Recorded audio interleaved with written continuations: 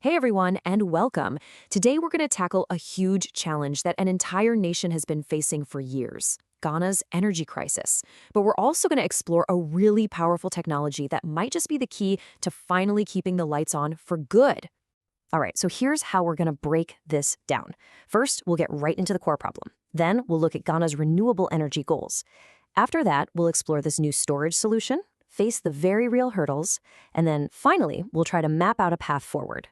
So, first things first, let's get to the heart of the issue. You see, for years now, Ghana's entire experience with electricity can pretty much be summed up by one single, very powerful word. And that word is Dumsor. Now, this isn't just some technical jargon, it's deeply cultural. It comes from the Akan language, and it literally means off and on. It perfectly captures this frustrating daily reality of an unstable power grid that people in Ghana have been dealing with for more than a decade. And the fallout from this, it's huge. For businesses, it just tanks productivity. And for everybody else, it means spending a ton of money on fuel and private generators just to make it through the day. It's this constant, heavy weight on the economy and on people's lives. Okay, so we've established Ghana's got a major power problem. But what about their plan for a cleaner energy future? Well, the country has set some pretty ambitious goals, but actually turning those dreams into reality, that's been a whole other story. And wow, when you look at the numbers, they really tell a stark story. The goal for 2030? Get 10% of all energy from renewables. But the reality, back in 2023? Less than 1% from solar. That gap between the ambition and the reality, it is just massive. The really frustrating part about all this is that Ghana should be an absolute solar powerhouse. It's right near the equator with tons of sunlight. So the problem isn't a lack of resources, it's that they're just not able to capture and use it. And that's why the country is falling so far behind on its 2030 goal. Right, so if the sun isn't the problem, what's the missing piece of the puzzle? Well, this brings us to a technology that could be a total game changer: energy storage. Just think of it like bottling sunshine. The idea behind it is actually pretty simple, but it's completely revolutionary. These energy storage systems are basically giant, really smart batteries.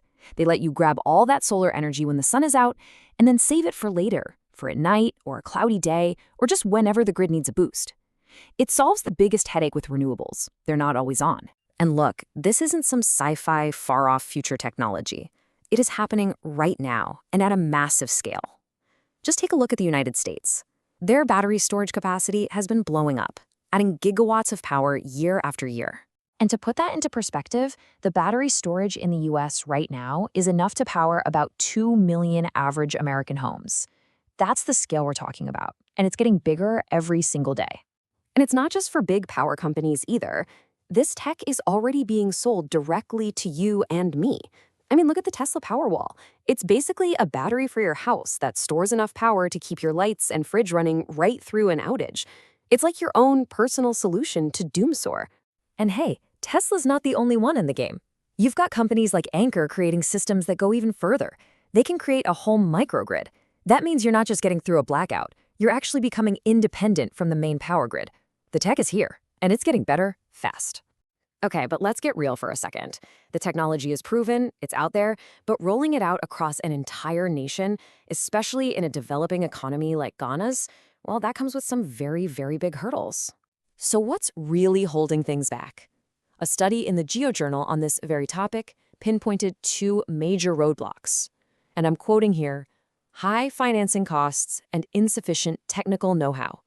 And those exact same problems apply directly to energy storage.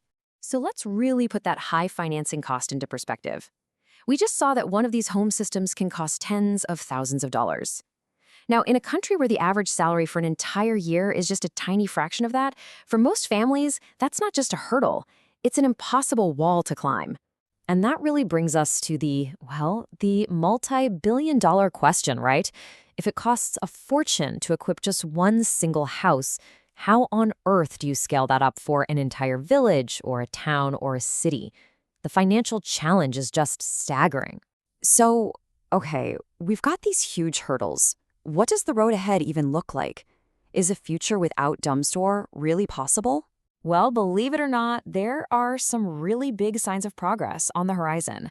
There's a massive project in the works, a 1 gigawatt solar plant that's paired with 500 megawatt hours of storage. And to be clear, this is not some small pilot project. It's set to be the biggest of its kind in all of Africa. The ambition is definitely there. But at the end of the day, just having the technology isn't enough. To really make this happen, Ghana needs a solid game plan. That means strategic, national-level planning, strong partnerships to bring in money and expertise, and government policies that actually support these huge projects and help them succeed. And that kind of leaves us with this one big final thought. The resource is there, the sun is shining over Ghana. The technology to capture it and store it exists. So the question isn't really about what's possible anymore. The question is, what will it actually take in terms of willpower, investment, and strategy to finally bring Dumsor to an end?